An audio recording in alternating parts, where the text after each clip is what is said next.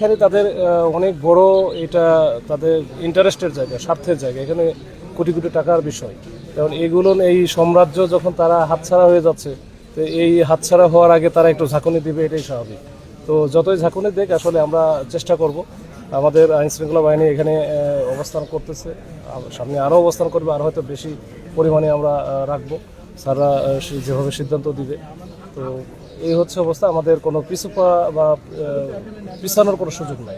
ইয়াসিন এবং রোকন দুজনকে আসলে সন্ত্রাসী সে যেই হোক, এখন ইয়াসিন না রোকন বা কারা কি, আমরা এটা এর পিছনে কারা আছে সকলকেই আমরা শনাক্ত করার বা আইডেন্টিফাই করার চেষ্টা করব, করে তাদেরকে আইনের আওতায় নিয়ে আসার আমরা চেষ্টা করব। সবাই একেবারে আমাদের যত আইনশৃঙ্খলা বাহিনী আছে, আমাদের মূল উদ্দেশ্যই হচ্ছে এই জঙ্গল সলিমপুরে আইন শৃঙ্খলা রক্ষা করা, এই জনপদে শান্তি শৃঙ্খলা ফিরিয়ে নিয়ে আসা, এখানে দেশের ভিতরে দেশ, রাষ্ট্রের ভিতরে রাষ্ট্র না বানাতে দেওয়া। এর জন্য যা যা করণীয় আমরা করব।